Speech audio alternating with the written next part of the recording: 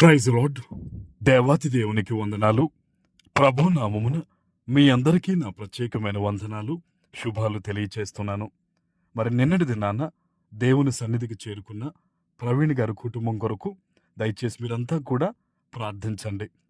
ఈ దినము కొరకు ఏర్పాటు చేయబడిన దేవుని వాగ్దానము మలాకీ గ్రంథము 3వ అధ్యాయము 10వ వచనము. పట్టజాలనంత విస్తారముగా దీవెనలు కుమ్మరించెదను. దేవుని నామానికి మహిమ కలుగునుగాక. ఈ ఉదయకాల సమయంలో సర్వ సృష్టికర్త అయిన నీ తండ్రి గొప్ప వాగ్దానాన్ని నీకు అందిస్తూ ఉన్నారు. హల్లెలూయా.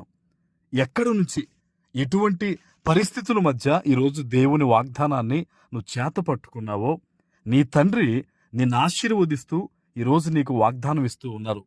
పట్టజాలనంత అనే మాటను ఈరోజు జ్ఞాపకం చేసుకోవాలి. చాలామంది జీవితాల్లో నేటి యొక్క ఈ జీవన విధానంలో ఎండిన స్థితిలో చాలామంది ఉన్నారు. మోడుబారిన స్థితిలో చాలామంది ఉన్నారు.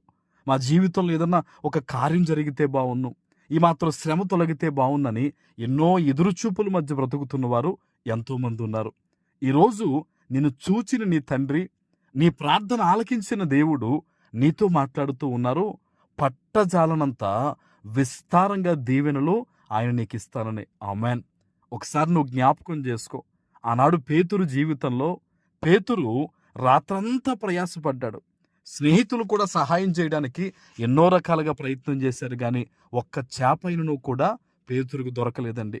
కానీ ఎప్పుడైతే యేసయ్య ఆ పేతురున్న ఆ దోణిలోకి అడుగు పెట్టారో ఆ దోణంతా కూడా చేపలతో నిండిపోయి, ఆ దోణి నిండిపోయే విధంగా, మునిగిపోయే విధంగా ఆనాడు పేతురు జీవితంలో అద్భుతం జరిగింది.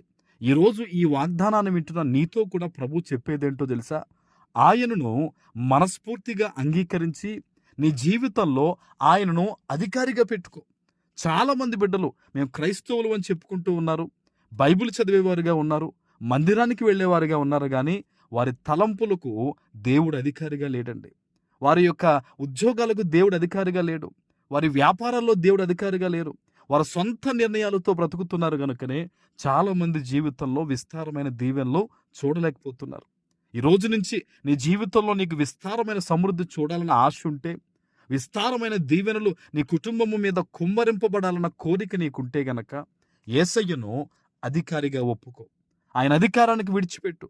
నువ్వేదైనా ఆలోచన చేసేటప్పుడు కానీ, ప్రయాణం చేసేటప్పుడు కానీ, నువ్వేదైనా నిర్ణయం తీసుకునే ముందు కానీ మొదట మోకరించి దేవునికి అప్పగించు. అయ్యా, ఈ మార్గంలో వెళ్ళాలనుకుంటున్నాను, ఈ ఆలోచన చేయాలనుకుంటూ ఉన్నాను, ఇదిగో ఈ రీతిగా నేను అనుకుంటున్నాను ప్రభువా, నీ చిత్తమైతే జరిగించు ప్రభువా అని నువ్వు దేవుని చేతికి అప్పగిస్తే గనక నువ్వు వెళ్ళాలనుకున్న మార్గంలో ఏ ఇబ్బందులున్నా అది నువ్వు ఆశీర్వాదకరమైన బ్రతుకు నువ్వు బ్రతకడానికి అది దేవుని చిత్తం అయితే ఖచ్చితంగా దేవుడు నీకన్నా ముందు తన దూతను పంపించి అక్కడ అద్భుతంగా కార్యాలు చేస్తాడు. ఆమెన్.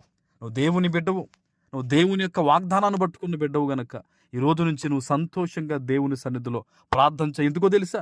మనుష్యులు నిన్ను విడిచిపెట్టొచ్చు, కానీ నీ తండ్రి అంటూ ఉన్నారు, పట్టజాలనంత విస్తారమైన దీవెనలు ఆయన నీ మీద కుమ్మరించబోతూ ఉన్నారు. గనక సంతోషంతో ఈరోజు ఈ వాగ్దానం ఎత్తిపెట్టి ప్రార్థన చేయి.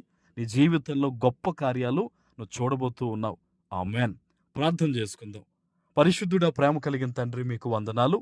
ఈ ఉదయకాల సమయంలో మీరిచ్చిన ఈ గొప్ప వాగ్దానము ప్రతి బిడ్డ జీవితంలో నెరవేర్చి స్థిరపరచమని యేసు నామమున ప్రార్థించి వేడుకొనుచున్నాము తండ్రి. ఆమెన్.